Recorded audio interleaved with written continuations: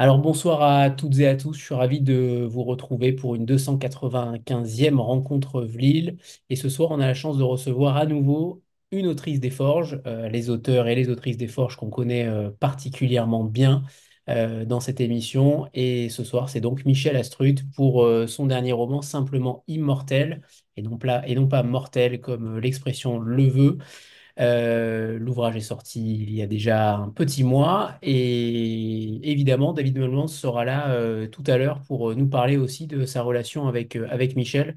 Alors Michel, on ne vous connaît pas encore, en tout cas je vous ai découvert il y a déjà quelques années, mais je ne vous avais pas encore lu. Et je suis ravi de vous avoir enfin lu, d'avoir enfin eu cette chance de vous lire. Vous avez enseigné le génie civil à Rennes. Alors ça va être intéressant aussi d'en parler par rapport à votre parcours et à votre parcours aussi littéraire. Et c'est votre cinquième roman aux Forges de Vulcain, puisque vous avez écrit aussi bien avant. Après Le jour de l'effondrement en 2014, Nous entrerons tous dans la lumière en 2016, La nuit je vole en 2018 et Chevrolet Impala en 2019. Ma première question étant la suivante, que s'est-il passé depuis 5 ans? Bonjour à tous. Le Covid, donc, oui, oui, il était prêt depuis longtemps, mais c'était compliqué au niveau des maisons d'édition. Je pense que David en parlera lui-même. Et il a été beaucoup décalé. Donc, c'était c'est juste pour ça. Mais j'ai écrit entre-temps, hein, et j'ai préparé la suite. Donc, j'ai pas perdu mon temps, quoi. Alors justement, alors c'est vrai que le Covid est passé par là et on en est bien la preuve que parfois ça a du bon, parfois pas. Vous écrivez sous pseudonyme, vous m'avez confié ça tout à l'heure, on aurait pu le penser peut-être au nom, mais pas forcément. Est-ce qu'il y a une raison particulière à cela alors que vous ne vous mettez entre guillemets pas en avant, il n'y a pas, ce n'est pas de l'autofiction, ce ne sont que logiquement des romans fictifs et de la science-fiction, si on peut parler grossièrement. Pourquoi avoir écrit sous pseudonyme?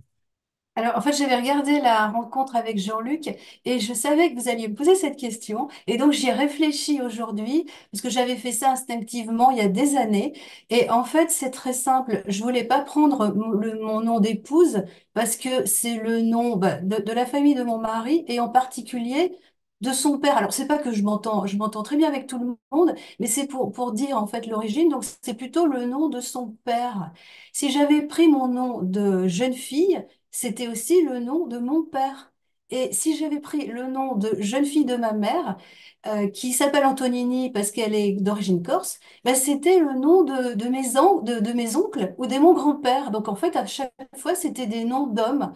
Et je pense que j'avais pas envie de ça, je refusais ça. Donc j'ai voulu faire ma petite identité à moi, la mienne, voilà, qui sortait de nulle part. Et Astrud, en fait, c'est par rapport à Astrud Gilberto, une chanteuse d'origine brésilienne. Voilà, donc c'est tout. Et puis en fait, dans mon nom de jeune fille, il y a un A et un U, donc ça reprenait le A et le U. Donc j'y réfléchis longtemps, mais voilà, je voulais pas avoir le nom de toutes ces personnes qui étaient étrangères à mon petit univers littéraire, quoi. C'est tout. Très bien, très bien. Alors, tout à l'heure, j'ai évoqué le fait que vous enseignez le génie civil à Rennes et l'enseignement, il en est aussi question dans ce livre-là. Dans ce livre-là, on y reviendra parce que j'ai l'impression aussi que vous côtoyez peut-être des étudiants ou des élèves et que votre acuité sur le système universitaire ou le système tout simplement d'enseignement est plutôt très bonne. Mais justement, comment on passe, comment d'enseigner le génie civil et de l'étudier, comment on passe ensuite à la littérature? Qu'est-ce qui s'est passé justement pour que vous commenciez à écrire? Ah, c'est une très très longue histoire. Donc là, il faut revenir très très loin en arrière. Et en fait, moi, j'ai toujours voulu être écrivain. J'ai eu cette idée-là à l'âge de 12 ans. Alors, je reviens là encore à la rencontre avec Jean-Luc de dimanche. Quand il a dit, ça m'a vraiment interpellée, quand il a dit qu'à 12 ou 13 ans, on est déjà la personne qu'on sera plus tard. En fait, je suis tout à fait d'accord avec lui. Mais quand on le dit à d'autres personnes, des fois, les gens sont étonnés quand ils disent, non, à 12 ou 13 ans, on est encore un enfant. Ben non, à 12 ans, je me suis fait cette promesse, en fait, que je serais écrivain. avant toute chose, avant de faire d'autres études. Et j'ai commencé à écrire à l'âge de 20 ans, ça fait 40 ans que j'écris, et je suis toujours fidèle à cette promesse-là. Et alors ça paraît un petit peu bizarre, mais j'ai choisi des métiers qui seraient quand même valorisants, qui seraient quand même intéressants, mais je voulais pas faire un métier passion. Parce qu'il y aurait plein d'autres choses qui m'auraient intéressée. Mais je savais qu'il fallait que je garde ma passion pour l'écriture et pour la littérature. Voilà. Alors, je sais pas si ça répond à la question. Donc, j'aimais beaucoup la physique, les maths à l'école. Donc, j'ai fait des études d'ingénieur. J'ai travaillé pendant 10 ans dans des sociétés privées où j'avais pas beaucoup de temps. Et puis après, j'ai passé le concours pour être ingénieur. Et j'ai fait mon école pour être professeur, pardon. Et j'ai été ingénieur dans le domaine du génie civil, dans le domaine du bâtiment. Tout ça, c'est un peu des hasards. Voilà. Donc, la réponse est un petit peu bizarre, mais j'arrive très bien à lier les deux, en fait. J'ai un peu de temps pour écrire. Maintenant, il suffit que j'ai une heure par-ci, par-là pour arriver à me mettre dedans. Et puis, voilà. Et, Voilà. C'est un petit peu paradoxal, mais voilà. Je ne peux pas l'expliquer mieux que ça. J'aimerais qu'on revienne aussi à votre parcours au sein d'Aux Forges de Vulcain, puisque dans La Nuit je vole, on retrouve certains points communs avec la Laura de Simplement Immortel quand même. Il y a quand même cette manière peut-être onirique de différentes thématiques, que ce soit de tout simplement voler, mais aussi d'avoir des caractéristiques et des super pouvoirs. Comment vous construisez votre œuvre? On a l'impression que il y a véritablement une œuvre qui est en train de se créer autour de ces thématiques-là. Finalement, comment vous avez évolué en tant qu'autrice à travers ces 5 romans aux Forges de Vulcain? Alors, quand je suis arrivée aux Forges de Vulcain, donc c'était avec Le jour de l'effondrement, qui est un roman un petit peu particulier. C'était la fin d'un cycle précédent, en quelque sorte. J'avais parlé de l'enfance, donc dans des romans qui sont plus anciens, qui étaient dans d'autres maisons d'édition. Et Le jour de l'effondrement, c'était ouais, un petit peu l'adieu à l'enfance, à l'adolescence. Et en fait, je suis repartie sur un autre cycle, beaucoup plus imaginaire. Je pense que on a une vraie liberté au Forge Vulcain. C'est vraiment super. J'ai évolué en fait en même temps que la maison d'édition. Et c'est plus, nous entrerons dans la lumière en fait, qui a été, ouais, je me suis libérée, je me suis sentie beaucoup plus libre. J'ai eu envie de parler du réchauffement climatique, d'être un petit peu, alors pas forcément dans la magie comme dans La nuit je vole, mais dans une espèce de basculement, dans un décalage, donc dans le futur. En fait, je prends des personnages qui sont très terre à terre. Dans La nuit je vole, mon héroïne, c'est quelqu'un qui est pas très enfin, qui semblerait pas très intéressant dans la vie quotidienne, puisque elle passe son temps à investir dans des appartements, à les rénover pour pouvoir les revendre ou les louer. Et il y a ce don qui lui tombe dessus. Alors, vous posez la question, d'où viennent les idées? En fait, chaque livre, ça sera différent.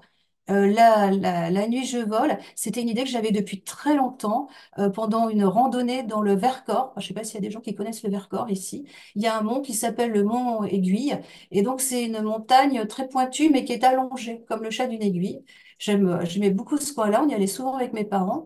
Et on était à l'hôtel et en faisant la randonnée, donc en montant sur les hauteurs, j'ai eu cette idée-là. Mais tiens, qu'est-ce qui se passerait si une femme se réveillait le matin et puis qu'elle ne soit plus dans son lit aux côtés de son mari dans cet hôtel, mais sur le sommet de cette montagne. Et c'est une histoire que j'ai gardée très très longtemps en mémoire. Je me sentais pas capable de l'écrire et à ce moment-là, j'ai eu envie de l'écrire. Et pour La nuit je vole, en fait, moi, quand je commence à écrire, je connais pas du tout la suite de l'histoire. Là, j'avais vraiment juste cette vision de début. Je n'avais évidemment ni la suite ni la fin. Et voilà, les choses se sont enchaînées. Je me mets dans mon personnage et j'essaye de décrire ce qu'il vit, de décrire sa vie. Donc, je me suis un petit peu perdue par rapport à votre question. Euh, et donc, oui, l'idée des dons, j'avais traité d'un seul don dans La nuit je vole, donc le don de pouvoir voler, et c'était une idée, oui, que j'avais envie de traiter les autres dons. Donc, c'est pour ça que dans Simplement Immortel, tous les autres dons apparaissent, mais il n'y a pas l'aspect magique de La nuit je vole, mais c'est la technique qui va les permettre de les acquérir. C'est un peu différent. Je m'interroge toujours sur sur le pourquoi de l'imaginaire. Pourquoi un auteur décide d'inventer véritablement. Alors, c'est pas d'inventer véritablement, puisque là, il y a quand même un fond qui est clair, une société existante, qui est une société qui est déjà qui est dans qui est notre quotidien aujourd'hui, mais on verra aussi que la temporalité est peut-être plus subtile que ça dans votre roman. Mais comment on décide de créer véritablement un monde, de créer un univers, d'envisager le futur? Est-ce que c'est par gourmandise? Est-ce que c'est au contraire une défection de notre société actuelle? Qu'est-ce qui entraîne finalement le fait de rentrer dans un cercle imaginaire? Bah, en fait, donc comme je le disais, j'ai des personnages qui sont assez banals.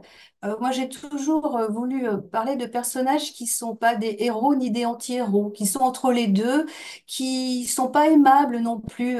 Alors, dans le jour de l'effondrement, le premier roman qui était paru aux Forges, c'était un jeune homme qui revient donc dans la petite ville où il a passé son enfance et il a tué volontairement son meilleur ami. Donc en fait, moi j'aime bien à ces personnages assez banals, assez quotidiens, euh, leur infliger quelque chose. Donc là, c'était quelque chose de difficile. Dans La nuit de Je vole, ben, je lui inflige ce don de voler, elle en veut pas du tout. Au début, ça va la déranger plus qu'autre chose. Donc il faut qu'il y ait une espèce de petite explosion, quelque chose dans le quotidien, dans le banal.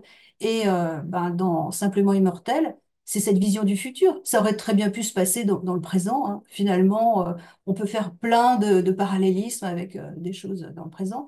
Mais le futur, c'est un décalage qui permet de mettre certaines choses en évidence ou qui peut permettre de plus s'interroger, qui donne une couleur aussi plus étonnante. C'est c'est pas plus facile, mais c'est plus coloré, c'est plus vif, quoi. Comme la couverture. Oui, oui, oui. Alors justement, la temporalité, j'aimerais qu'on en parle, puisque en effet, le roman est dans une strate totalement indéterminée, sauf que vous y mettez quand même quelques indices, puisque le père, par exemple, d'Anthony, avait encore les pochettes des Jackson 5. Ça veut dire qu'on est quand même dans une période qui est peut-être 50, 100 ans, approximativement. Volontairement, j'imagine que vous ne vouliez pas donner de vision sur l'avenir pour éviter d'être comparé à Nostradamus, je l'entends. Mais Non. cette période-là, en quoi elle vous inspire? Laquelle période? Le futur? Non, Oui, laquelle période? Le la- futur. Bah, j'ai du mal à écrire sur le présent, en fait. On est dans un basculement et oui, je sais pas. Quand j'imagine des choses maintenant, ça va être systématiquement dans le futur ou peut-être dans le passé. Mais le présent ne m'inspire pas. Donc, je réponds un petit peu. Ouais, voilà, je botte un petit peu en touche, mais oui, j'ai plus envie d'écrire sur le présent. Je l'ai beaucoup fait. Bon, bah, La nuit je vole, il y avait cet aspect onirique. Bon, il y avait mettre les personnages dans des situations difficiles. Voilà. Mais maintenant, je me vois vraiment travailler enfin, sur le futur, travailler dans le futur. très bien. Alors, une question déjà de Sandra, Ouais. puisque ça doit rebondir sur le sujet, j'imagine. Exactement. Bonsoir tout le monde, bonsoir Michel. Je me demandais, oui, en vous écoutant là depuis le début, vous faites quand même appel beaucoup à votre imaginaire. Anthony a parlé aussi de l'onirisme tout à l'heure, mais est-ce que ça veut dire que vous nourrissez de lectures aussi qui font appel à l'imaginaire, uniquement à des lectures futuristes, ou est-ce que, au contraire, vos lectures sont nourries du présent, je sais pas, voilà, à l'inverse. Voilà, je trouve que c'est intéressant de savoir ce qui nourrit vos lectures et éventuellement votre imaginaire. Enfin, vous avez expliqué tout à l'heure le Vercors, tout ça, mais est-ce qu'il y a d'autres choses dans la littérature, voilà, qui vous inspirent aussi? Oui, alors chaque livre est inspiré par quelque chose, alors que ce soit de la littérature ou des films. Alors je lis pas tellement de littérature de science-fiction, en fait. C'est pas, voilà, j'en lis très peu. Ce qui a inspiré, donc il y a toujours quelque chose au départ d'un livre, puis après c'est comme une petite pierre, et puis après là, il y a une boule de neige qui se fait autour. Je vais faire intervenir autre chose. Donc dans Simplement Immortel, c'est Interstellar en fait, comme livre, comme film, qui m'avait vraiment plu. Et j'ai vraiment commencé à réfléchir sur le livre à partir de ce retour dans le passé où il vient pour sauver sa fille. Et donc c'était cette histoire en fait de couple.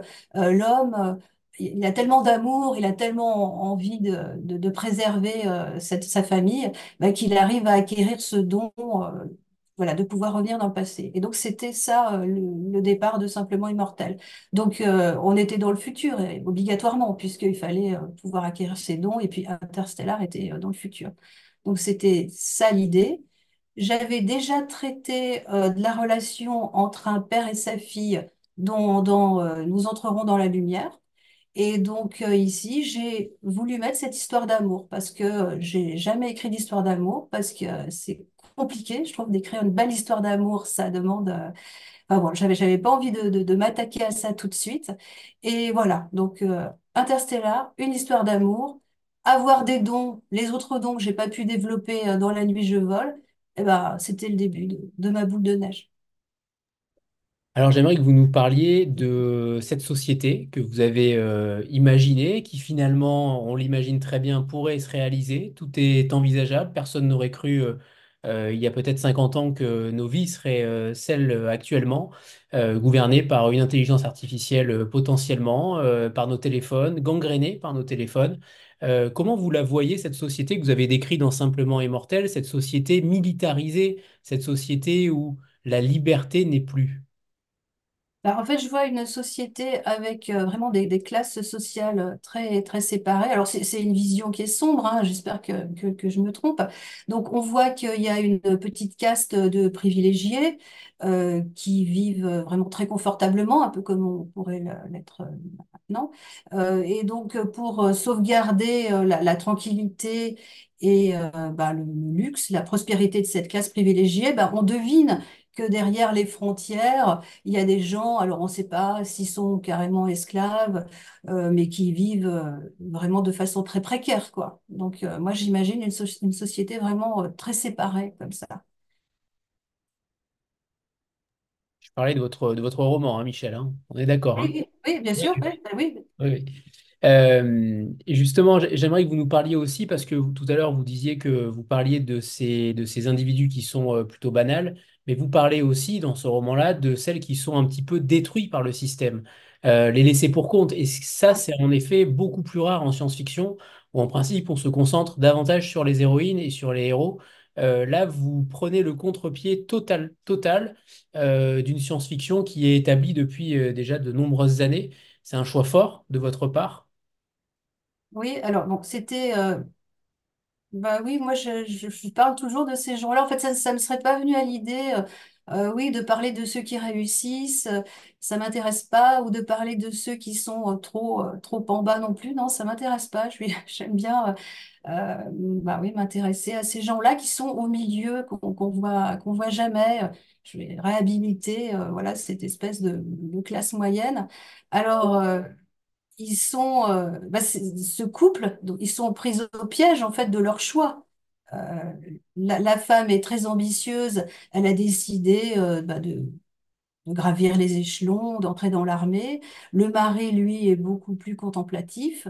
Il se met en retrait pour la laisser faire.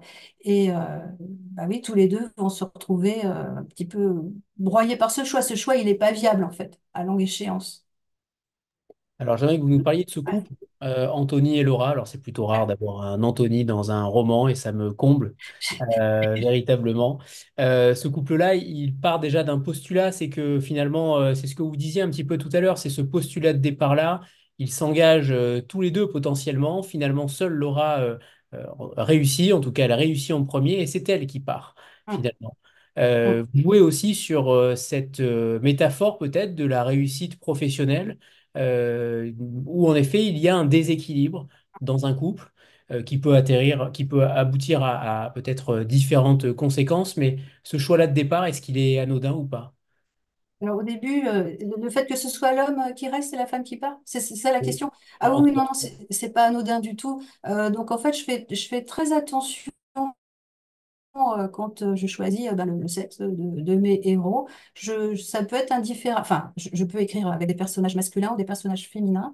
Donc là, j'avais commencé à écrire l'inverse. Donc c'était la femme qui restait et le mari qui partait. Et puis j'ai modifié parce que bah, effectivement, ça me paraissait pas du tout bien.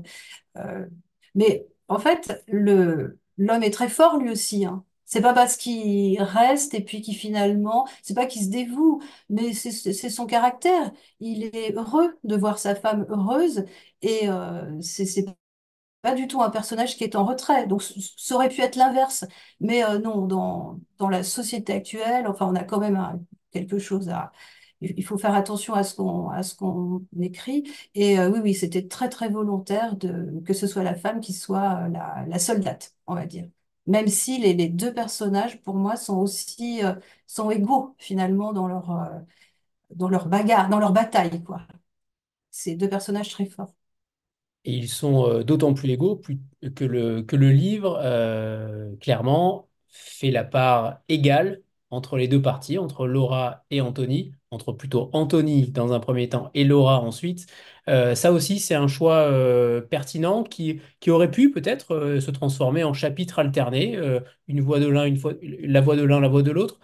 Comment vous avez opéré ces choix-là, puisque finalement, au début, c'était peut-être un choix différent, puisque vous venez de dire que c'était plutôt Anthony qui avait ses dons. Est-ce qu'il y a eu aussi des modifications par rapport à la structure narrative du roman? Non, non, non, non. Je tenais vraiment, c'est comme un passage de relais, en fait, hein. À un moment donné, c'est lui qui parle, donc elle, c'est un fantôme. Ils se rencontrent brièvement, et puis c'est lui qui disparaît. Non, non, c'était vraiment volontaire. Bon, après, on reprend un peu les histoires d'amour tragiques, hein, où finalement, les deux, ils sont jamais ensemble. Il y en a un qui passe son temps à chercher l'autre, et puis vice-versa. Donc, non, non, c'était volontaire qu'il y ait cette, cette séparation, enfin cette rencontre et puis ces séparations des héros. Très bien. Alors, David est arrivé logiquement, je crois l'avoir vu. Est-ce que tu es là, David? Est-ce que tu m'entends? Je suis là, est-ce que tu m'entends toi? Parfait, c'est bon. Bienvenue, David. J'ai l'impression que tu fais partie de ma famille, David. Je te vois davantage que certains membres des miens. Non, alors je vous présente mes excuses, mais j'ai vraiment pas beaucoup de chance avec les trains ces jours-ci, et donc je suis en retard et c'est très grossier, et j'en suis désolé. Mais non, il n'y a aucun problème. Alors, j'aimerais que tu nous parles de Michel. Ça fait déjà le cinquième roman que tu publies d'elle. Alors, à des Oui. échéances particulières, c'est ce qu'on disait depuis 2009. Le Covid est passé par là et donc le Hmm. texte était peut-être prêt et ça aurait pu se faire plus tôt. Comment tu la vois en tant qu'autrice au sein des Forges? Elle a une voix particulière qui est peut-être très singulière par rapport aux autres auteurs des Forges. J'aimerais que tu nous en parles. Oui, alors j'aimerais en profiter pour dire que Michel, c'est une autrice qui est rentrée dans le catalogue par la boîte à manuscrits, ce qui n'est pas le cas de tous les auteurs des Forges. Et pour ceux qui écrivent, sachez que c'est comme ça souvent qu'on rentre dans le catalogue par la boîte à manuscrits. Et je dois aussi dire qu'à l'époque où on a repéré Michel, il y avait une assistante éditoriale aux Forges qui s'appelait Viviane Duguigny, qui est depuis devenue éditrice chez Larousse, qui avait repéré le texte avant moi et qui m'a dit surtout regarde, ça peut te plaire. Et donc merci beaucoup à Viviane d'avoir repéré le texte de Michel. Euh, Michel, elle a une place à part parce que c'est l'autrice c'est une des deux autrices qui a le plus publié dans le catalogue. C'est vraiment quelqu'un qui construit une œuvre. Alors Michel avait déjà commencé la construction d'une œuvre avant de rejoindre le catalogue des Forges. Donc ses deux premiers titres dans le catalogue étaient déjà extrêmement maîtrisés. Donc il n'y a pas eu l'effet premier roman parfois où ça part un peu dans tous les sens et voilà. Et puis ce qui est fascinant, enfin ce qui m'intéresse beaucoup, alors la comparaison va vous sembler très étrange, mais d'un point de vue éditorial, ça fait sens. C'est que je rapprocherais presque Michel de Luc Reinhardt. Alors, c'est deux esthétiques très différentes parce que Reinhardt, c'est un auteur américain, c'est de la satire et voilà. Mais le point commun, qui est un point très important, c'est qu'en fait, c'est deux auteurs qui vont explorer des mondes très variés contrairement à certains auteurs qui vont vraiment creuser un même sillon, c'est-à-dire Michel, elle a déjà écrit un roman d'éducation qui est pas loin du polar, un post-apocalyptique, un roman de réalisme magique pur, un polar psychologique, maintenant un roman de science-fiction. Tout comme Reinhardt a fait du roman contre-culture, du KPDP japonais, du post-apo, voilà. Et en fait, ce qui montre que c'est des grands écrivains, c'est que c'est leur univers esthétique qui fait le lien entre ces univers. C'est-à-dire que je sais que chaque fois que j'arrive dans un roman de Luc Reinhardt ou dans un roman de Michel Astrude, je suis dans un roman, dans un de leurs romans. C'est-à-dire qu'il y a leur manière d'écrire qui est très particulière.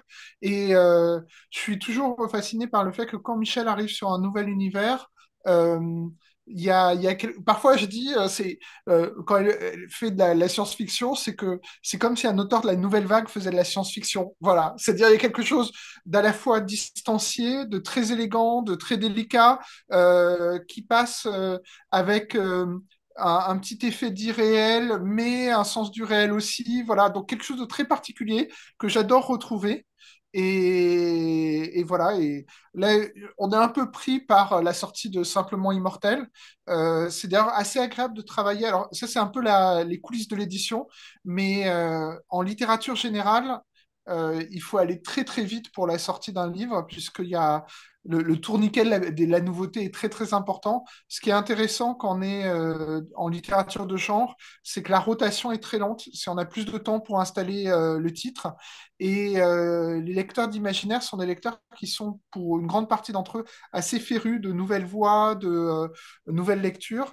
Et j'ai été très très content pour l'instant de l'accueil que pas mal de lecteurs ont fait à Simplement Immortel, avec un point, et après je me rends compte que je parle trop, donc je vais m'arrêter là, mais un point qui est important, c'est que dans le catalogue des Forges, il y a peu d'histoires d'amour, parce que je suis généralement assez exigeant sur ce type de sujet. Et en fait, ce qui a été beaucoup relevé par les premiers lecteurs-lectrices, c'est que c'est une très belle histoire d'amour. Et qu'en fait, il y a trois grandes histoires d'amour dans le catalogue des Forges. C'est Le Soldat désaccordé, À crier dans les ruines et Simplement Immortel maintenant. Et voilà, ce qui est paradoxal, c'est que moi, c'était pas l'élément qui m'a le plus touché, mais c'est l'élément auquel je repense le plus après coup. Donc, Et un petit peu de Pierre Rofast. et un petit peu. Non, Pierre Fast, c'est super, mais il n'y a pas de. Il y a pas une... Mais il y C'est a un pas. petit peu, il y en a un petit peu. C'est pas le. euh, C'est pas la Je trouve, thématique principale, bien je sûr. trouve par exemple que dans la trilogie de Pierre Fast, ce que je retiens, c'est plus les relations familiales et amicales, en fait. Voilà. Mais il y a des histoires d'amour, effectivement, dedans aussi. Il y a des récits. Non, mais en plus, je ne veux pas dire ça parce que chez Marie-Fleur Elbecker aussi, il y a une histoire d'amour qui est un peu particulière. Il y a d'autres récits amoureux, bien sûr. Voilà. On l'entend. Alors justement, est-ce que tu peux peut-être aussi nous parler et est-ce que vous pouvez tous les deux nous parler de votre travail conjoint, comment on travaille quand on est Michel Astrude et comment on réceptionne le texte en tant que David Molmans et vice-versa? Comment vous travaillez tous les deux ensemble? Est-ce que ça diffère de certains autres auteurs ou au contraire, c'est d'une facilité déconcertante? Euh, Pour moi, c'est facile. Enfin, je trouve que les forges, c'est ce que j'ai dit, c'est une maison qui permet d'avoir une liberté totale. Donc, j'ai évolué avec eux, j'ai grandi avec eux. J'aurais peut-être pas écrit une histoire comme ça si j'avais pas été aux forges. Bon, après, on peut pas savoir. Donc, moi, je relis énormément, je les retravaille énormément, les textes. Surtout celui-ci où j'ai eu beaucoup de temps. Donc, je fais beaucoup de relectures. Euh, bah, on n'a pas eu énormément de retravail sur celui-ci. Non. Il y a eu C'est très ce, peu de choses. Mm. C'est celui sur lequel il y a eu le moins de retravail. Je pense que Michel avait peut-être plus, comment dire, je ne sais pas si c'est parce que tu avais une histoire très précise en tête quand tu t'es lancé, mais c'est vrai que, par exemple, il y a des textes comme La nuit je vole ou Chevrolet Impala, où on a eu plus de retours que sur Simplement Immortel. Donc, mais Simplement Immortel était déjà très en place en fait quand je l'ai eu. Et puis en fait, comme on a pris beaucoup de temps et que j'ai vu arriver d'autres versions, sans trop de retour de ma part, c'est toi qui l'as fait évoluer et qui l'a affiné, qui l'a amené à son terme en fait. Oui, oui, oui, moi j'aime bien relire les textes de toute façon, c'est toujours un. Puis j'aime bien les laisser reposer quoi pendant 6 mois, 8 mois. Après on a vraiment un œil neuf, hein, c'est comme le texte d'un autre auteur. Et même là, quand j'ai relu les parties, je me dis ah, là, il y a encore besoin de retravailler. Il faudrait toujours retravailler un texte. Enfin bon, à un moment donné, faut bien s'arrêter, sinon on n'écrirait pas de nouveaux textes. Oui, il était peut-être. Alors en fait, je me souviens même plus. Moi, quand je commence, donc j'écris pas du tout de scénario. Je sais même plus si j'avais la fin. Alors, un texte où j'ai le plus de mal, c'était La nuit je vole, c'était ce que je disais. J'étais partie vraiment avec l'image du début et bah voilà, je suis partie et c'est vrai que jusqu'à la 100e page, c'était un peu flottant. Je savais que ce que j'écrivais était un peu flottant, mais bon, ben tant pis, on continue. Puis après, ça veut dire que si c'est flottant, il faut beaucoup reprendre. Il y a des choses à modifier. Ouais, je pense que Simplement Immortel était plus calé dès le début. J'avais plus d'idées dès le début. C'était plus précis, quoi. J'aimerais qu'on revienne sur Anthony, sur le personnage d'Anthony, puisque lui va devoir vivre seul une certaine vie de privilégié, on pourrait dire, en tout cas par certains endroits. Justement, après son statut de conjoint de soldat d'élite, euh, c'est aussi un grand roman sur l'isolement et sur la solitude, ce qu'on voit très rarement, voire jamais en science-fiction. Et c'est là aussi où je trouve vous vous différez sur tout ce qui se passe autour. Vous traitez ces zones d'ombre, ces zones un petit peu qu'on ne voit pas passer finalement dans ce genre de roman. Là, pour le coup, il y a quelque chose derrière cette solitude, derrière cet isolement. Qu'est-ce qu'il y a derrière en tant qu'autrice? C'est la première fois qu'on me fait la remarque. Euh, bah, ils sont différents tous les deux. Ils ont chacun une bataille différente à mener, même si le but de cette bataille, ils ont le même but. Et c'est de se retrouver, d'être ensemble, d'être heureux ensemble, puis si possible, d'être pas être tout seul. Parce que, bon, je veux pas dévoiler la fin, enfin, je sais pas si tout le monde l'a lu, mais Ne il y a dévoilons pas, ne dévoilons voilà, pas. voilà, donc ils sont pas tout seuls jusqu'au bout, mais effectivement, comme ils sont inadaptés, ils ont choisi la mauvaise voie, elle et lui. euh, Elle, quand elle a choisi de devenir comme ça un des petits soldats de cette société, je pense qu'elle n'a pas compris à quoi ça l'exposait. Mais moi, je fais le parallèle avec les gens qui travaillent dans des grandes entreprises, dans le domaine privé, c'est un peu ça. Si on n'a pas été élevé là-dedans, si on n'a pas vraiment été dès l'enfance un peu formaté pour ça, c'est compliqué. Et voilà, donc elle se retrouve prise au piège, elle le comprend un peu trop tard. Lui, il la laisse faire parce qu'il est content qu'elle soit heureuse et qu'elle fasse ce qu'elle a envie de faire. Mais c'est pareil, lui il le comprend peut-être un peu plus tôt qu'elle parce qu'il a plus de temps, comme il a que ça à faire, comme il est en pleine observation. Mais tous les deux, ils sont pris au piège. Et ils n'arrivent pas à... c'est une société où si on n'est pas comme les autres, on n'arrive pas à établir des relations amicales. Lui, on le voit, il arrive, il est dans ses privilèges, je l'appelle prince consort, où c'est une vie d'expatrié, de luxe, mais les relations restent... bah oui, un petit peu froide. On n'arrive pas. Tout le monde se méfie un petit peu des autres, et c'est ce qui fait qu'on n'arrive pas à établir des rapports amicaux, de vrais rapports amicaux. Et elle, comme elle a beaucoup d'ambition et qu'elle devient commandant de ses troupes, c'est pareil. Euh, Tous les deux se retrouvent isolés pour des raisons différentes. Mais c'est leur choix hein, qui fait qu'ils n'étaient pas adaptés en fait à la vie qu'ils se sont choisis qui les amène à cet isolement. Et c'est quasiment même une perte de sens, une perte de vie, finalement. On a l'impression qu'ils sont quasiment déshumanisés, qu'ils ne sont pas. Alors, ils ne sont. Bon, on n'a pas l'impression qu'ils vont être remplacés par des robots, mais au contraire qu'ils sont déjà des robots. Et on a aussi l'impression que finalement, c'est un peu notre miroir aujourd'hui, en 2024. On est quand même. J'ai trouvé, en tout cas, que ça ressemblait à beaucoup de choses de notre quotidien. Vous n'écrivez pas ça uniquement dans l'imaginaire, il y a quand même des parallèles qui sont faits qui nous frappent cruellement, et notamment cette déshumanisation et notamment cette absence d'émotion, cette absence euh, comment dire, de conviction même. J'ai l'impression qu'on n'a même plus le droit aujourd'hui d'avoir une certaine conviction et de l'exprimer. Est-ce que c'est aussi là où vous vouliez mener vos personnages sur cette déshumanisation? Alors donc ce roman, donc comme le disait David, moi j'ai toujours voulu que ce soit une histoire d'amour et c'est un petit peu autobiographique parce que comme je le disais, donc j'ai toujours voulu être écrivain, donc j'étais peut-être un petit peu décalée par rapport à ça et j'ai fait des études parce que j'aimais bien la physique et les maths, donc j'ai fait des études d'ingénieur. Après je suis allée dans des grandes entreprises, mon mari aussi, et en fait en quelque sorte, on a vécu, enfin, sans aller évidemment, mais je me suis beaucoup inspirée de ça pour écrire le livre. Et alors j'ai mis ça dans le futur parce que si je l'avais écrit dans le présent, ça aurait été très plombé, ça aurait pas été intéressant. Il y a toute cette part d'imaginaire qui rend les choses peut-être plus légères d'une certaine façon, qui fait que on se pose des questions.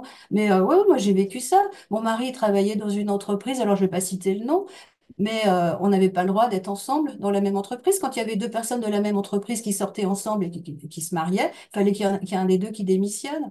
Et on rentrait tous les deux. Donc on était tous les deux ingénieurs à plein temps. Quand on a commencé à avoir un enfant, c'était impossible. On rentrait tous les soirs à 7 heures. Il fallait chercher ma fille à la garderie.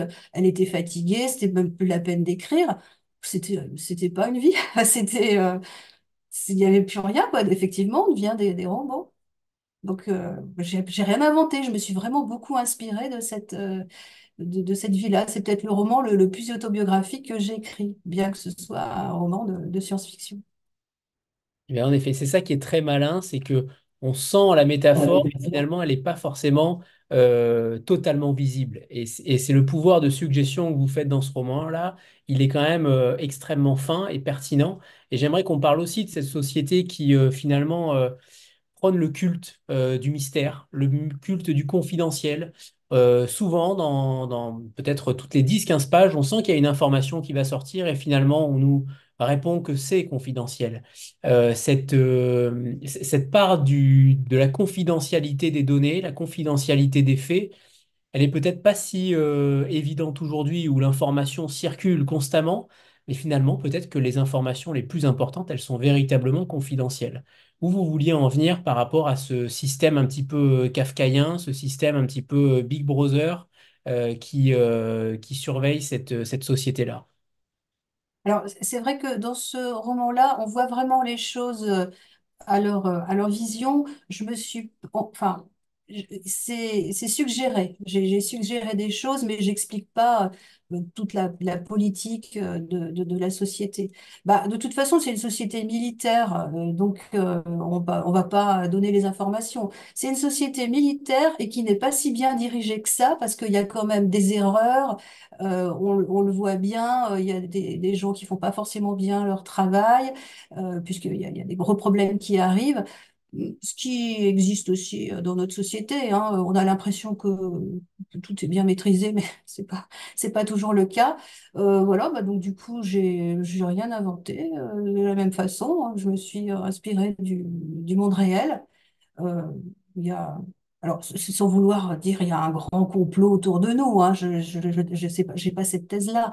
Mais oui, comme on est dans un système de surveillance, bah oui, les informations ne sont pas diffusées de façon importante, quoi. Et même le silence des gouvernements. Il y a des choses qui sont frappantes aussi sur le silence des gouvernements qui laissent la rumeur se colporter, les on-dit. Clairement, là aussi, à l'ère des fake news et autres informations pour lesquelles beaucoup de citoyens disent amen, sans forcément s'informer réellement, il y a quand même quelque chose de notre société qui est frappant quand on lit attentivement votre roman. Est-ce que c'est finalement un roman qui crie, entre guillemets, qui crie à une certaine révolte, en tout cas à une ouverture d'esprit? Est-ce que vous appelez, entre guillemets, je dis bien entre guillemets, je sais que le romancier n'a pas de volonté d'appeler et d'être homme politique, mais quand on écrit aussi, on a des convictions. Est-ce que c'est un retour des convictions dans la science-fiction? J'aimerais bien, alors oui, bien sûr, j'ai des convictions. Le roman n'est pas là, effectivement, comme vous le dites, pour défendre les convictions, mais bon, ça n'empêche pas, si on peut le faire en plus. Alors, moi, je trouvais que c'était un roman très, très négatif, très, très fataliste. Et bah, j'ai fait une table ronde la semaine dernière à Angoulême, et on m'a dit, ah non, non, au contraire, c'est positif, tu ouvres quand même une part d'espoir. Bon, bah, enfin, tant mieux, j'en étais très heureuse, mais ma part d'espoir, elle est quand même dans les failles. En fait, ils arrivent à s'infiltrer dans les failles pour, alors c'est pareil, je vais pas déflorer la fin du récit, mais donc pour avoir cette lueur d'espoir à la fin. C'est un petit peu dans tous mes romans, j'aime bien quand même avoir une petite ouverture, mais c'est une ouverture individuelle, en fait. C'est un petit groupe qui va arriver à survivre. Et c'est un petit peu ce qui se passe actuellement. J'écoutais une émission sur non, c'était sur France Inter, non, La Terre au carré, où il parlait justement maintenant des néo-paysans qui essayent de faire des petites sociétés. Ils sont alors pas du tout en autonomie, au contraire, ils s'entraident. Alors ça peut être une maison ou dans un village ou dans des villages voisins. Donc ils font des cultures, ils sont boulangers. Voilà, donc c'est des choses qui sont remarquables. Enfin, c'est vraiment extraordinaire d'arriver à faire ça. Et puis c'est des gens, enfin ils sont heureux, hein, de toute façon, ils se sacrifient pas, mais ils vivent avec très peu de choses. Donc j'applaudis évidemment sur ce genre de choses. Mais en même temps, quand on voit des gens comme Elon Musk qui vont, ou lui ou d'autres, hein, qui vont dépenser des sommes faramineuses pour des projets extrêmement polluants, enfin, qui mènent la Terre à leur perte, c'est un peu compliqué, quoi, effectivement, de pas avoir envie de hurler, quoi. Donc, je propose quelque chose, mais c'est tellement petit que je pense que ça paraît ouais, un peu, presque, presque inutile. Enfin, j'espère que non, mais voilà. Alors, on va faire une petite photo de groupe avant que vous nous lisiez un extrait, Michel. Voilà, préparez-vous. C'est parfait. Voilà. En effet, la petite main sous la joue comme un écrivain. C'est très bien. Merci Valérie pour ce moment catchy. Michel, c'est à vous pour un premier extrait. Alors, donc le premier extrait, c'est quand Anthony va visiter ses parents, donc à la campagne, enfin, dans ce qui reste de la campagne. Alors, je ne sais pas si c'est long, si faut que enfin, vous me dites si c'est trop long, je m'arrêterai. La vieille guimbarde est garée au bord du trottoir. Mon père est là au volant, il m'attend fumant. Il fabrique lui-même son tabac, son huile, son essence, entretient et répare depuis des années ce véhicule antédiluvien, qu'il ne sort de la grange que pour venir me chercher. Où veux-tu que j'aille répondrait-il en haussant les épaules si je l'interrogeais sur ses déplacements. Tu as vu l'état de la carrosserie et celui du moteur? Il vaut mieux que je ne m'éloigne pas trop, ajouterait-il. Un jour, elle tombera en panne et tu n'auras plus aucun moyen pour évacuer en cas d'urgence. De quelle urgence parles-tu? Je ne bougerai pas, même si une explosion nucléaire rasait le pays. Il faudrait quand même que tu te procures une voiture en meilleur état, cela me rassurerait. Quand elle ne roulera plus, j'essaierai de me construire un cheval, et si c'est trop difficile, je bricolerai un âne. Il pourra toujours tirer ma vieille charrette. J'aime son humour, cette flamme ironique qui vacille en permanence au fond de son regard. Mais aujourd'hui, j'ai beau chercher, elle a disparu. Il me paraît abattu, plus résigné que d'ordinaire. Il m'interroge. Tout va bien en ville? Les affaires sont-elles florissantes? Quelles affaires? Celles des loups, des hyènes et des seigneurs de la jungle? Les Rastignac ont-ils toujours le dernier mot? Je ne comprends pas, tu parles comme un vieux livre. C'est normal, c'est ce que je suis devenu, un vieux livre, dont chaque page se décompose lentement et tombe en poussière. Tu vis au milieu d'eux, c'est vrai, mais tu n'en seras jamais un. Tu resteras composé de chair et de sang, jamais de papier. Dommage, j'aimerais me transformer ainsi. Non, ce n'est pas une bonne idée. Le papier est trop fragile. Il brûle ou se déchire. La chair se consume elle aussi, et elle dégage parfois une fumée plus lourde, âcre et poisseuse. La chair peut-être, mais le sang résiste. Il coule et s'accroche à la moindre des aspérités. Il hausse les épaules. Si tu le dis, admettons-le. Tu veux toujours avoir raison. Le moteur cale et il doit redémarrer. Deux, trois fois, il tourne la clé dans le contact avant de pouvoir repartir, puis s'immobilise de nouveau 50 mètres plus loin, au milieu de la route. Qu'importe, c'est le seul véhicule qui emprunte encore cette ancienne voie de circulation, saturée de nids de poules et de chiens dents. Je remarque à voix basse. C'est aujourd'hui qu'elle va nous lâcher, une date à remarquer d'une pierre noire. Il hausse les épaules sans s'énerver. Il reste calme, toujours impassible, descend, ouvre le capot, fourrage de longues minutes dans les entrailles du moteur. La mécanique hoquette, puis repart avec un bourdonnement sourd. Il ne faut jamais se décourager, elle a encore de beaux jours devant elle. Je l'observe tandis qu'il se rassoit. À chaque visite, je le retrouve un peu plus vieilli et fatigué. Ses yeux s'enfoncent au creux des orbites et des cernes grises apparaissent. J'aperçois aussi de larges éraflures sous son avant-bras maigre. Que s'est-il passé? Tu es blessé? Il secoue la tête. Je suis tombée en marchant dans les gravats. Quelques marches de l'escalier se sont effondrées. Tu verras, on ne peut plus monter à l'étage désormais. Ne t'inquiète pas, ce n'est pas bien grave. Le rez-de-chaussée nous suffit. C'est largement assez grand pour nous deux. Il faudra bien que vous déménagiez bientôt. Cette maison devient dangereuse, je n'arrête pas de le répéter. Déménager, remplacer la voiture, tu as le goût du changement décidément. Après tout, c'est normal, tu es si jeune. Ce n'est pas une question d'âge, mais de nécessité et d'urgence. Tu sais bien que nous ne bougerons plus. Ils ne pourront plus nous faire déguerpir. Autant nous distribuer des capsules de cyanure. C'est ce que j'ai toujours réclamé d'ailleurs. Est-ce que tu t'en souviens? Le cyanure de potassium en vente libre dans les épiceries et les stations-service, ou distribué à l'entrée des écoles et des universités. Pourquoi s'y opposer? Quand une partie toujours croissante de la population devient une charge, un excédent, c'est une mesure de salubrité publique. Ils nous rendent la vie impossible et nous interdisent en retour les moyens les plus efficaces de s'y soustraire.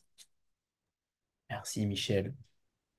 Alors, j'aimerais aussi qu'on parle de quand un auteur d'imaginaire écrit, est-ce qu'il croit finalement à tout ce qu'il écrit dans le futur? Est-ce qu'il est véritablement convaincu que cela peut arriver ou pas? Est-ce qu'il y a véritablement une once de vision, entre guillemets, puisque là, pour le coup, vous parlez aussi dans le roman d'évolution vers une certaine autre forme d'humanité. On peut parler de transhumanisme, on peut parler de tant d'autres choses. Mais pour le coup, est-ce que vous y croyez? Est-ce que vous pensez cela réalisable ou au contraire, un auteur d'imaginaire peut tout à fait s'octroyer le droit de potentiellement tout inventer ou prévoir? Ben, les deux. Donc on peut tout se permettre, c'est ça l'avantage d'être auteur. Est-ce que j'y crois? Peut-être pas jusqu'au bout, mais dans une certaine mesure, oui. Je reviens toujours à Elon Musk, vous allez me dire, il a bien implanté dans le cerveau, là j'ai entendu parler, on peut diriger une souris depuis des électrodes implantées dans le cerveau. Oui, on va être capable de faire ce genre de choses. Alors après, revenir dans le passé, peut-être pas. Mais oui, je pense qu'on peut avoir des choses assez effrayantes de capacités humaines augmentées.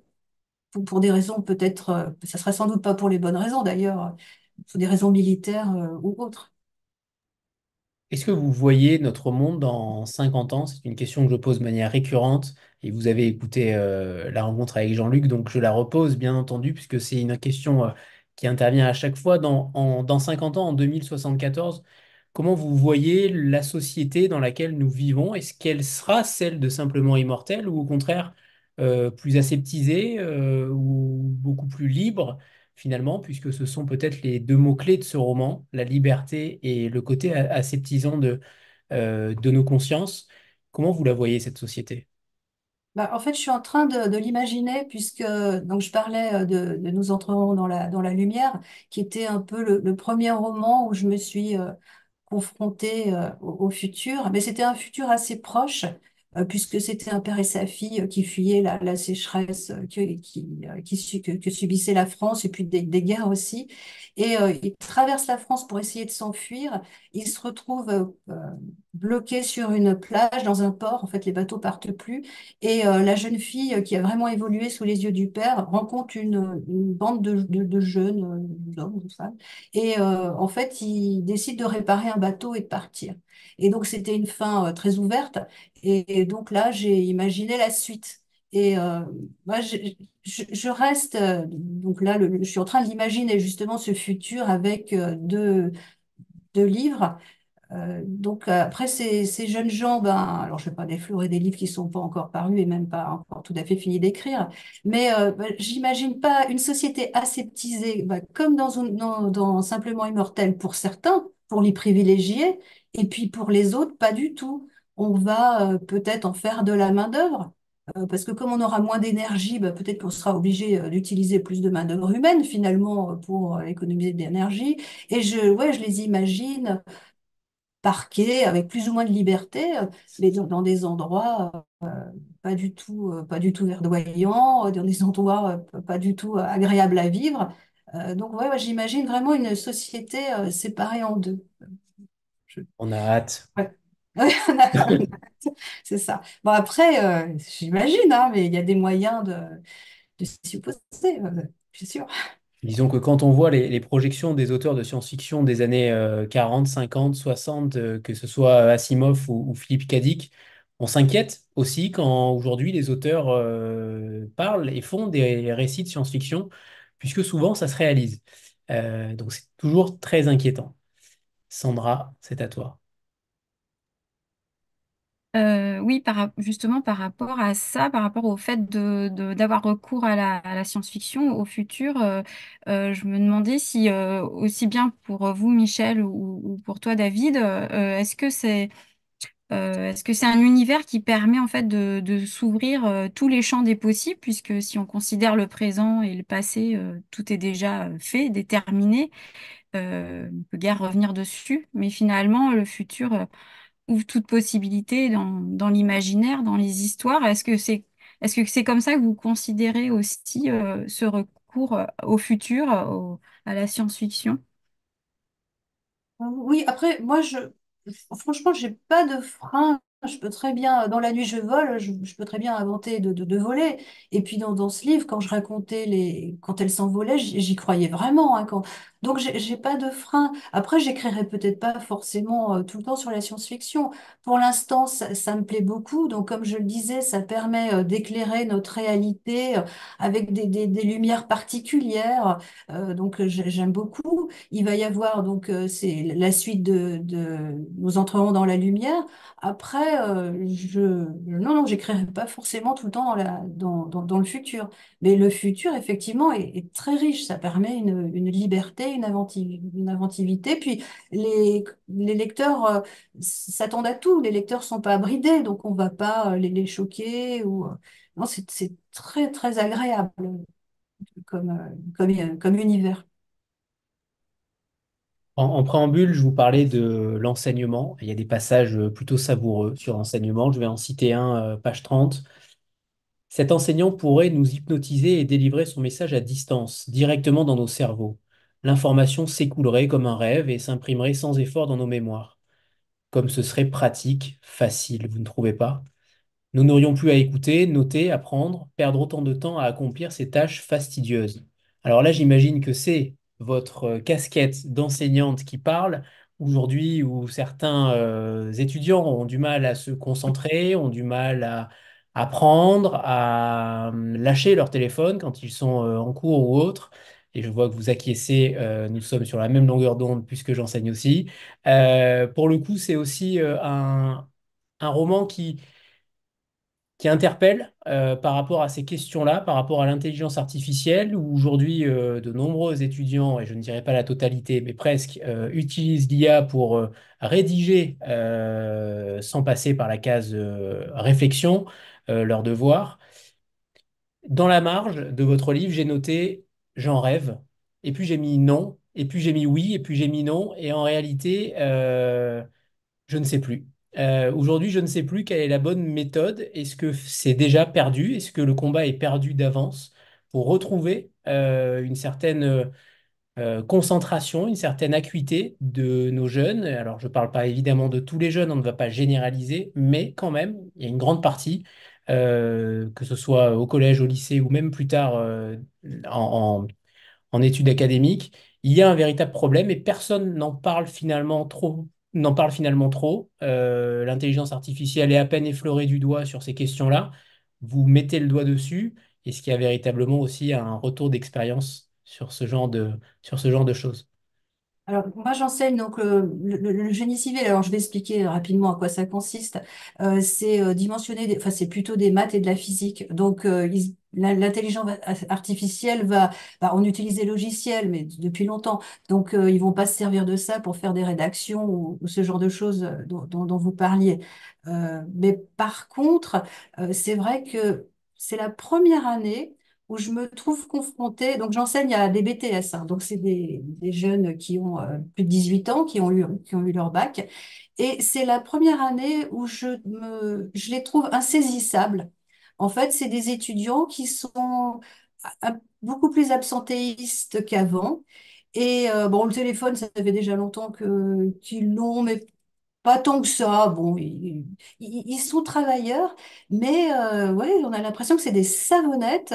Euh, Ils viennent pas toujours en cours. Ils vont abandonner très rapidement, très facilement. Et donc après, bah, ça fait des classes qui sont là, qui sont pas là, donc ils viennent pas. Et après, ils récupèrent pas forcément. Enfin, oui, je suis assez. Comment dire, c'est pas découragé, mais j'ai du mal à trouver le terme. Je n'arrive pas à les comprendre en fait. Ils sont intéressés par ce qu'ils font, mais bon, s'ils ont autre chose de mieux à faire, ils viendront pas pendant 15 jours. Euh, euh, voilà. Donc c'est la première année et je suis pas la seule en fait. On est tous nos collègues un peu à faire ce constat. Oui. Donc alors, excuse-moi, on se dit peut-être pour se rassurer que c'est le Covid, qu'ils ont eu un petit peu des cours en pointillé comme ça, mais finalement ils n'étaient pas très présents, alors présents physiquement et présents dans l'esprit, mais je pense que c'est une génération qui n'est pas très impliquée dans cette réalité, quoi. Alors, peut-être qu'ils ont l'habitude de trop vivre justement dans le virtuel. Je sais pas, mais c'est un peu décourageant et on ne sait pas comment réagir en tant que prof, quoi. Et même en tant que parent. Oui, c'est aussi en tant que parent. Je ne sais pas si David veut intervenir là-dessus, parce que je sais que toi aussi, tu as sûrement un avis sur la question. Ben, c'est vrai que moi, je suis un ancien enseignant, je n'ai plus cette charge, mais dans le catalogue des forges, la question de l'enseignement, ça revient souvent. On n'a pas encore notre grand texte sur l'enseignement, mais beaucoup d'auteurs des forges l'ont évoqué. Euh, je, je pense tout simplement parce que les forges ne sont pas fondamentalement différentes du reste de l'édition sur ce point, c'est qu'on a une proportion importante d'enseignants parmi les écrivains des forges. Et comme il faut écrire sur ce qu'on a en propre ou s'en inspirer, on a des propos sur l'école qui reviennent régulièrement. Mais je pense à un point, c'est que, Anthony, tu as parlé à intelligence artificielle, qui est moi un sujet qui me passionne. Mais tu vois, comme Michel revient sur des questions qui sont presque des questions psychologiques ou anthropologiques, et je pense que c'est très révélateur de la manière dont elle approche la science-fiction, qui est une approche où certes, il y a dans science-fiction, il y a science, donc il y a une dimension technologique, de réflexion technologique, mais finalement, c'est les aspects moraux, politiques, psychologiques qui vont prendre le devant. Et pour répondre à la question qu'avait Sandra tout à l'heure, et il y a un lien, c'est que la, la, sci- je dirais pas la science-fiction, mais les récits d'imagination. Parce que finalement, La Nuit, je vole, un des précédents romans de Michel, c'est un roman qui n'est pas un roman de science-fiction, mais comme il y a un événement un peu de réalisme magique, donc c'est-à-dire un événement extraordinaire, une femme qui se met à voler, et qui a les conséquences réalistes de ces textes, je dirais qu'il y a la différence, il faut distinguer plus une littérature qui serait très réaliste et une littérature d'imagination qui serait plus vaste. Et ce que permet la différence, c'est que je pense que souvent, la littérature, quand elle est très réaliste, elle nous décrit le réel et c'est une littérature de consolation. Genre, qu'est-ce qu'on peut faire pour accepter le réel? Et les littératures d'imagination, c'est souvent des littératures du possible. C'est-à-dire, qu'est-ce qui serait possible? Et parfois, les littératures d'imagination, dont la science-fiction, c'est des littératures assez exaltantes parce que nous disent, ah oui, le monde pourrait être différent, on pourrait s'impliquer, faire un monde un peu différent. Avec cette réserve que dans les romans de Michel, mais ça, elle l'a très bien dit, c'est que c'est plutôt des romans de la fuite. C'est-à-dire qu'il y a un motif, le jour où on fera des thèses sur l'œuvre de Michel, dans presque tous ces romans, il y a des moments où il y a une sorte d'ouverture ou de brèche. Par exemple, dans La Nuit, je vole, je me souviens qu'il y a tout un passage très étrange où un couple rénove un appartement et il y a une brèche dans le plancher et ils se mettent à observer, imaginer la vie des autres. Il y a un peu ça dans Chevrolet Impala avec aussi euh, des ruelles sombres avec par moments des moments de lumière et la manière dont Chevrolet Impala est construit à un moment, on se retrouve reprojeté dans les années 60 et donc c'est juste le souvenir qui s'ouvre et après ça se referme. Donc il y a bien un côté littérature du possible chez Michel, mais c'est souvent effectivement une sorte de petite ouverture, une brèche par laquelle on doit passer, mais après ça se referme. Donc ça reste des romans qui, même dans la science-fiction, sont assez réalistes et ça rejoint ce que tu suggérais, c'est-à-dire c'est des romans où il va y avoir du transhumanisme, enfin de la transformation, voilà, mais finalement, on revient vers nos propres limitations qui sont psychologiques, qui sont morales, qui sont émotionnelles, qui sont sur par exemple, la solitude, comme tu le disais tout à l'heure. C'est un grand thème de la littérature en général. Je précise que j'ai vu passer dans le chat quelqu'un qui trouvait que la littérature de consolation, c'est une jolie expression. Je tiens à dire que justement, l'esthétique des Forges, c'est de refuser la littérature de consolation, qu'il ne faut jamais, face au réel, travailler à accepter le réel, il faut plutôt travailler à changer le réel. Mais il ne faut pas s'illusionner sur nos capacités à changer le réel non plus. Voilà. Alors ça tombe bien, puisque page 199, j'ai noté que, Michel, vous avez peut-être des dons de voyance. J'espère que vous ne serez pas condamné comme Red Bull, qui a été condamné à 13 millions de dollars récemment parce qu'il disait dans son slogan que cela donnait des ailes. Vous donnez une acuité particulière au cerveau. Et je vais vous citer, le seul véritable alchimiste, c'est notre cerveau. Son pouvoir de persuasion dope nos performances. Tout puissant, il domine notre conscience. Parfaitement entraîné, il peut nous permettre de l'éviter, de transmettre nos messages par télépathie, de reconstituer un membre blessé, de devenir quasiment invincible et même invisible. Est-ce que vous avez peur d'un tribunal français ou pas, Michel? Non, non, non, non, je- j'avoue, là, je suis d'accord avec moi-même. Donc, non. Non. Ok. C'était pour la petite Oui, blague. Un épigraphe, pardon, j'aime toujours regarder les épigraphes des auteurs. ouais, Pour le coup, c'est Dominique Hannet qui parle de ouais. l'immortalité. Est-ce qu'il y a quelque chose derrière cette citation que je vais citer là aussi? Je ne t'ai jamais dit, mais nous sommes immortels. As-tu senti parfois que rien ne finissait et qu'on soit là ou pas, quand même, on y serait. Bah oui, c'est pareil, enfin, je trouve, je sais pas, bon, je me souviens plus de la suite de la chanson. C'est une très belle déclaration d'amour. Voilà, donc alors après, c'est très cucul après, il a ce que je vais dire, mais quand on est amoureux, on est toujours un peu immortel. Non, non, mais oui, c'est une belle phrase, je trouve belle, et puis elle allait dans l'histoire d'amour, en fait, c'est tout. Et puis dans le fait qu'ils soient jamais ensemble, quoi, qu'ils passent le roman à se chercher l'un l'autre, quoi. Elle éclairait bien le roman. Clairement. Et justement, sur cette relation de couple, pour, entre guillemets, le sauver, ce couple, finalement, les deux doivent s'extraire de la norme et des injonctions, finalement.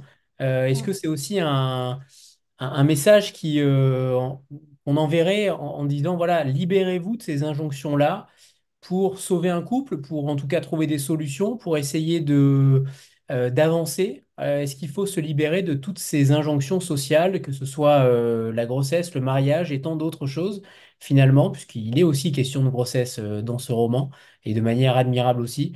Est-ce que c'est un message que vous vouliez peut-être envoyer par rapport à cette thématique-là? Non, moi je cherche pas à envoyer des messages. Après, on peut très bien être heureux et puis se confronter à la norme, je suppose. Et puis de toute façon, on est bien obligé de faire des compromis. Mais moi, j'avais envie. Là, ils sont soumis. Parce que là, c'est pareil, c'est l'avantage de la science-fiction. On peut tellement exagérer les choses qu'à un moment donné, c'est plus viable, ils peuvent plus le supporter. Nous, dans notre vie quotidienne, comme ces injonctions, bah, elles restent quand même, on garde un certain levier de souplesse, une certaine douceur. Donc, en fait, on ne les sent pas toujours, donc on les accepte. Mais ce roman, c'est justement de montrer qu'à un certain niveau, bah, ça devient insupportable, quoi. Et j'aimerais revenir également sur une phrase qui est plutôt extrêmement choc dans votre livre, puisque vous écrivez, quand une partie toujours croissante de la population devient une charge, un excédent, c'est une mesure de salubrité publique, entre Ouais. guillemets, alors je précise, de l'éliminer, de l'éradiquer, puisque vous parlez de cyanure juste avant. C'est une phrase extrêmement forte aussi qui en dit long sur nos sociétés actuelles. À partir du moment où une société devient un petit peu fébrile, l'idée est plutôt de l'éradiquer. Ouais. Bah, de toute façon, c'est un petit peu ce qui se passe actuellement. Enfin, on voit qu'avec la montée des mers, il va y avoir des zones qui vont devenir inhabitables. Qu'est-ce qu'on va faire des gens alors, bon, je pense aux îles du Pacifique, mais pas, il va pas y avoir que ça.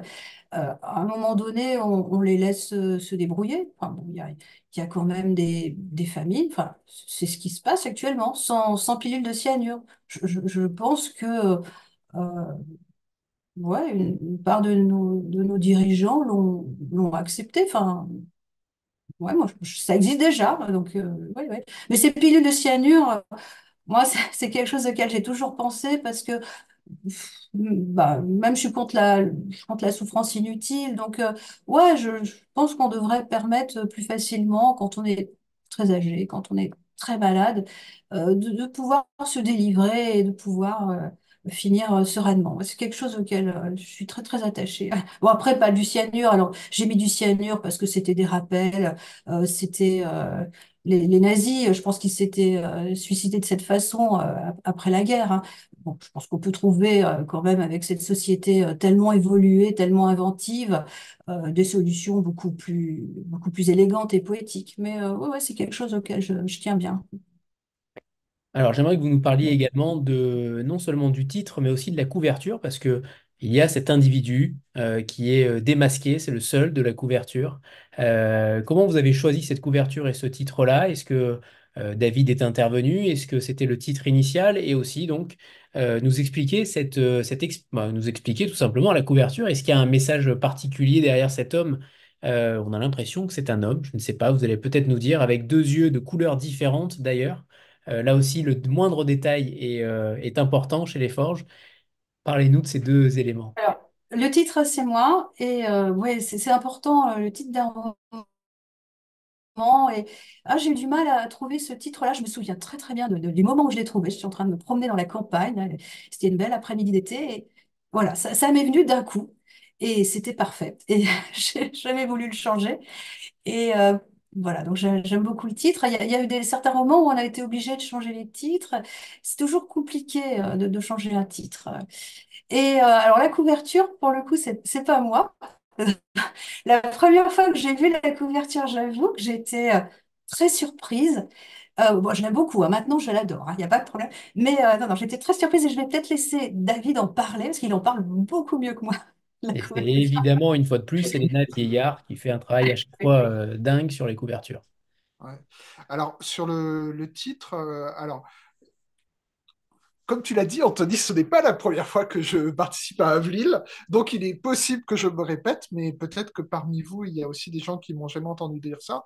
C'est qu'effectivement, dans l'édition, le titre, c'est la responsabilité de l'éditrice ou l'éditeur. C'est pas la responsabilité de l'auteur. Sauf que bien sûr, par correction, on va pas demander à un auteur ou une autrice de défendre un titre, un roman dont il n'est pas fier du titre.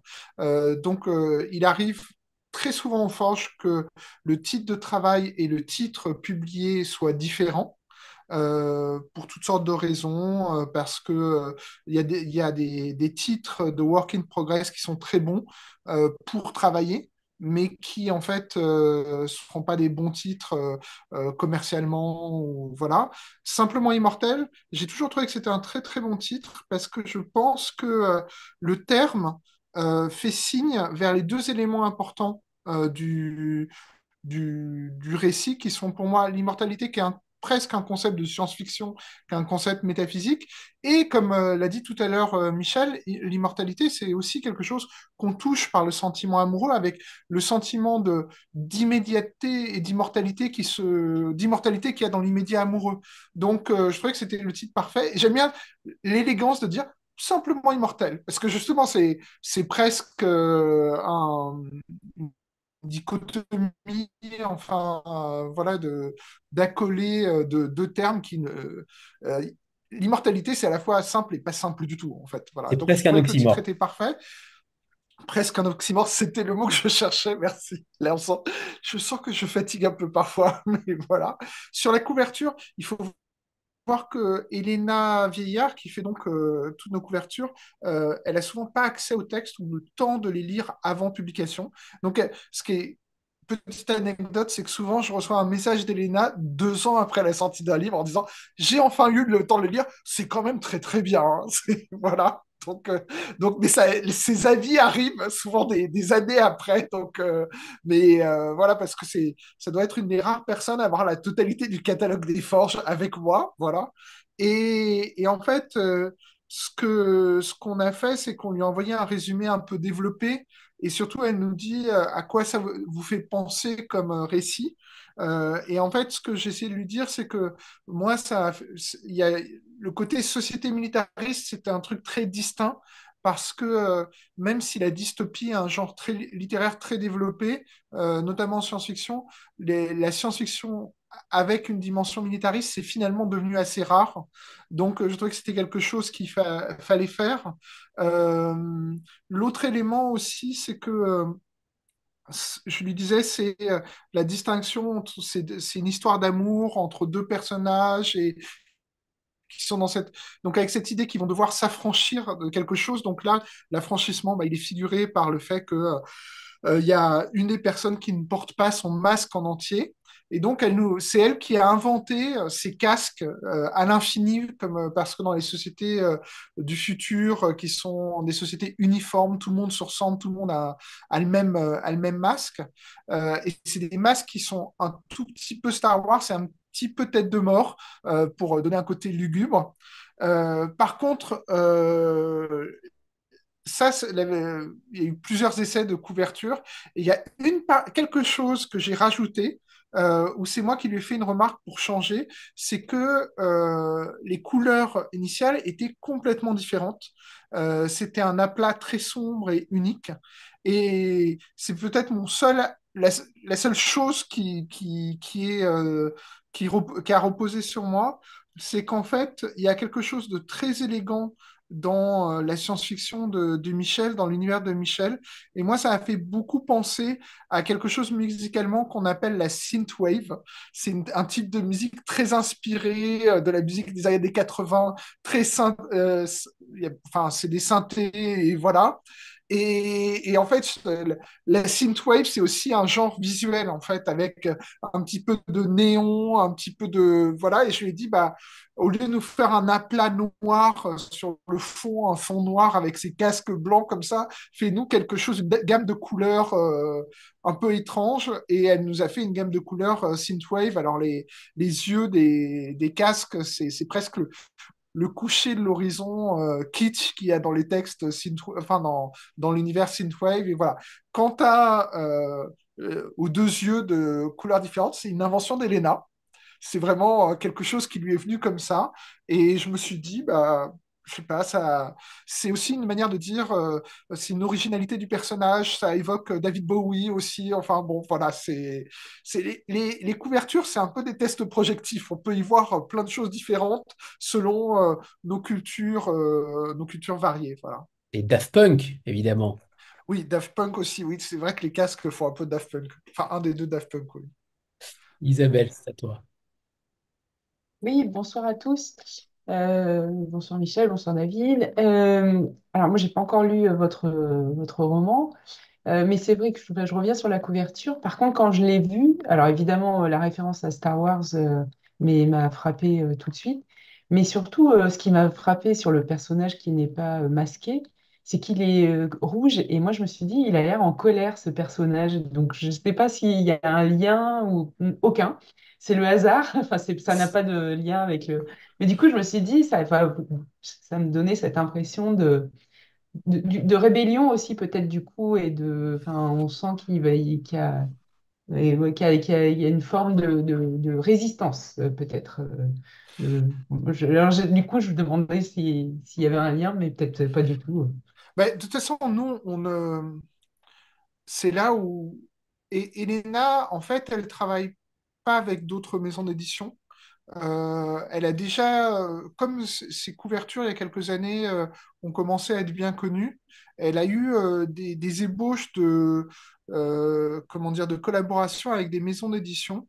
Et je me souviens d'une expérience qui était pourtant avec une éditrice avec qui je m'entends très bien, mais qui est plus classique que moi dans son approche. L'éditrice lui a dit, Ah, Elena, j'adore ce que vous faites, il faut que vous veniez, que vous changez complètement nos couvertures. Et donc, elles ont commencé à travailler ensemble. Et elle a dit, alors, faut changer complètement les couvertures, mais faut garder l'idée qu'il y a un liseré blanc, que la police de caractère, c'est celle-là, qu'il y a un marquage à chaud et que c'est une photo retravaillée. Et là, Elena lui a dit, mais je vois pas ce que je vais faire, en fait.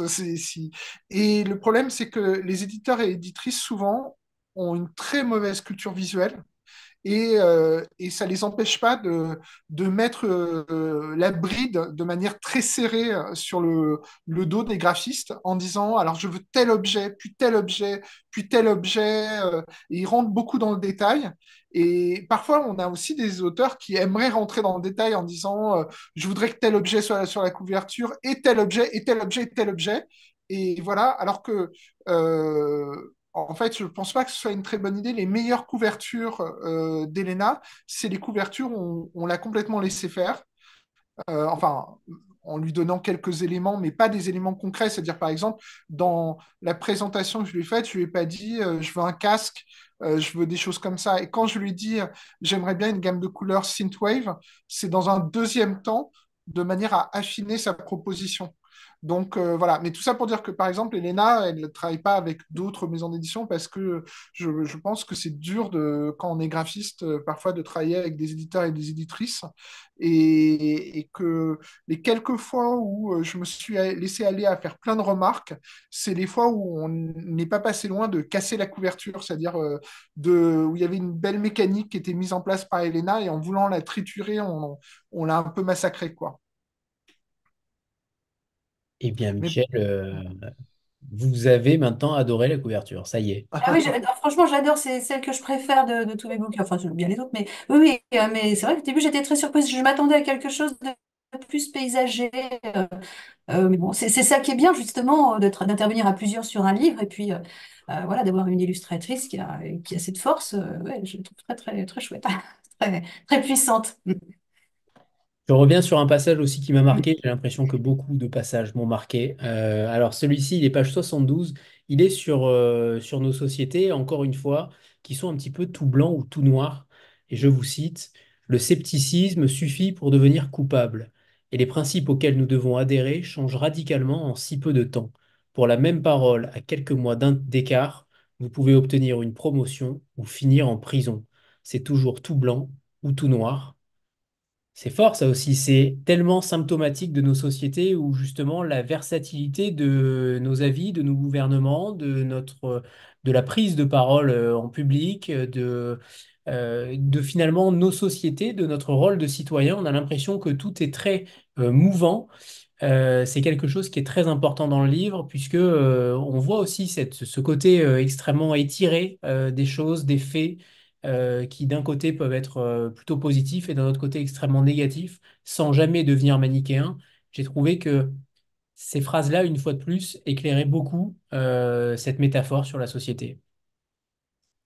Oui, ben, là, toujours pareil, je reviens à ce que je disais de ma biographie. Alors, on le vit, bah oui, quand on travaille dans des sociétés privées, il suffit qu'il y ait un changement de capitaine pour que bah, ce soit ça. Et puis, bah, on le voit dans le gouvernement, enfin, je sais pas, il y a des ministres qui vont pour dire des choses il y a 5 ou 6 ans, puis là, ils sont dans le gouvernement, ils vont dire tout l'inverse et repartir. Moi, c'est fascinant. Moi, j'arrive pas à faire ça. C'est pour ça que je suis rentrée dans l'éducation nationale. Alors, dans l'éducation nationale, c'est pas que on a aussi un jour c'est quelque chose, un jour c'est autre chose, mais on nous laisse tellement tranquille, entre guillemets, on est tellement peu surveillé, tellement peu encadré, bon, bah, qu'on peut faire sa vie et puis rester quand même un peu fidèle à, à ses convictions, quoi. Bon, voilà. Je vous avais demandé, Michel, de choisir un ou Oui. plusieurs livres méconnus qui vous animent en tant que lectrice ou en tant qu'autrice. Lesquels avez-vous choisi? Alors, c'est peut-être pas des livres si méconnus que ça, mais je vais quand même en parler parce qu'ils ont beaucoup d'importance pour moi. Alors, c'est Yoko Ogawa, donc c'est quand même quelqu'un qui est assez connu, je sais pas si... Et c'est un de ses premiers livres, je pense, je sais pas si... Ah non, c'est pas son... Enfin, c'est dans ses premiers romans. Et donc, je vais citer La piscine. Alors, je le montre là, comme ça. Alors, pour moi, c'est un livre qui est très important parce que, donc, comme je le disais, à l'âge de 12 13 ans, je me suis fait la promesse d'écrire. Par contre, contrairement à Jean-Luc, qui parlait dimanche, j'écrivais pas à cette époque-là, mais je me suis rendu compte par la suite que je dessinais, en fait. J'étais plutôt dans le dessin. Après, j'ai fait mes études donc supérieures et je savais qu'il fallait que je me mette à écrire parce que il fallait que je sois fidèle à ma promesse. Mais tant que je faisais les études, j'avais un projet personnel qui était de réussir ces études et d'obtenir mon diplôme pour travailler, avoir mon indépendance financière. Et donc, à la fin de mes études, je me suis forcée, c'est quasiment ça, à écrire. Et donc, pendant 10 15 ans, j'ai écrit des choses qui ne... Je savais que c'était pas très bon, alors j'écrivais un roman, j'en faisais un autre après, ben, je jugeais que celui d'avant, c'était vraiment pas bien du tout, donc je me dis, il y a quand même une petite évolution, mais ouais, c'était compliqué. Et j'ai découvert Yoko Ogawa à ce moment-là, et ça a été vraiment une déflagration. Son écriture est très simple, donc elle utilise le présent, elle parle avec le jeu, elle est très dans l'intime, elle a des personnages aussi qui sont déplaisants, enfin, c'est faux et elle va ouais, décortiquer l'intime. Et en plus, elle a une écriture qui est extrêmement poétique, qu'on peut se plaire à lire comme ça à haute voix des extraits. Donc, je conseille son premier livre. Après, j'en ai lu d'autres. Au bout d'un moment, j'ai moins aimé. Quand elle a fait des livres très longs, j'ai un petit peu abandonné. Je sais que j'avais lu L'Hôtel Iris, j'avais lu aussi un livre de nouvelles qu'elle a fait qui était aussi très intéressant, puis qui était un petit peu dans l'aspect magique. Puis c'était des nouvelles qui se répondaient. Alors, j'ai plus le nom du livre. Mais voilà, donc Yoko Ogawa, La piscine. Donc, c'est l'histoire d'une adolescente qui vit. Donc, ses parents s'occupent d'une maison pour orphelins. Et donc, elle développe une certaine fascination pour des jeunes hommes de la maison et puis une sorte de jalousie pour les autres. Donc, elle va faire une petite vengeance, mais une petite vengeance à sa façon. C'est un petit peu méchant, mais pas trop. Enfin bon, moi, ça m'a permis de repartir à zéro dans l'écriture. Donc, je me suis remis à écrire, donc c'était il y a longtemps, hein, il y a peut-être 25 ans. Donc, je me suis mis à écrire des nouvelles puis des textes de plus en plus longs, et voilà, jusqu'au premier texte que j'ai publié. Et il y avait aussi la grossesse, donc c'est pareil, c'est toujours dans la même gamme. Donc c'est la sœur, enfin, donc c'est deux sœurs, il y en a une qui tombe enceinte, et puis l'autre, elle observe la grossesse de sa sœur d'une façon très froide, et à un moment donné, elle apprend que dans les pamplemousses, ils sont traités avec un produit chimique qui peut donc être mauvais pour le développement de l'enfant. Et elle se met à préparer des confitures de pamplemousse pour sa sœur. Donc c'est bizarre, hein, mais voilà, bon, ces livres sont pour moi très très importants parce qu'ils m'ont permis de redémarrer dans l'écriture. Et puis je voulais citer un livre qui est peut-être un petit peu de l'anticipation. Alors c'est pareil, hein, c'est assez connu. Hein, c'est Dans la forêt de Jean England. Donc c'est un livre. C'est donc là c'est pareil. On est assez dans l'intime. C'est deux sœurs qui sont confrontées bah, à la fin de la civilisation et qui s'enfoncent dans la forêt. Alors je l'ai lu il y a quelques temps et je me souviens plus tout à fait de la fin, mais c'est très intime, c'est très lié à la nature. C'est vraiment une aventure. Enfin c'est un très très beau livre. Voilà, donc ce que je peux citer. C'est déjà pas mal. C'est déjà pas mal. Et la poésie dont vous parliez, il y a quand même quelques passages poétiques dans votre roman. À travers ces sociétés extrêmement sombres, il y a quand même des très belles déclarations d'amour, notamment celle d'Anthony qui, je vous cite, J'ai besoin d'elle pourtant, de sa présence réelle, effective à mes côtés. Je ne pourrais pas me contenter indéfiniment de ces signes intangibles qu'elle disperse au petit bonheur dans l'appartement. Irréguliers, imprévisibles, personne d'autre que moi ne peut les remarquer. Il y a aussi ce genre de phrases extrêmement touchantes, parfois romantiques, parfois poétiques. C'est aussi quelque chose qui, voilà, je voudrais juste qu'on compense le côté extrêmement noir du roman aussi. Il y a quelques phrases d'espoir. Alors pas, je ne dirais pas comme la dernière table ronde à laquelle vous avez assisté. Évidemment, l'espoir n'est pas aussi grand. Mais quand même, il y a des petites touches aussi. Je voulais juste quand même le préciser.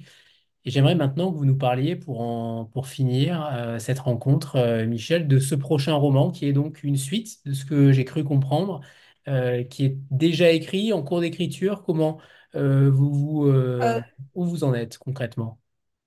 Euh, c'est en cours d'écriture, donc enfin bon, David le sait, j'ai déjà envoyé des passages, mais bon, c'est pareil. Je suis en train de l'écrire. Alors, bah, c'est compliqué de parler d'un roman qui n'est pas encore sorti.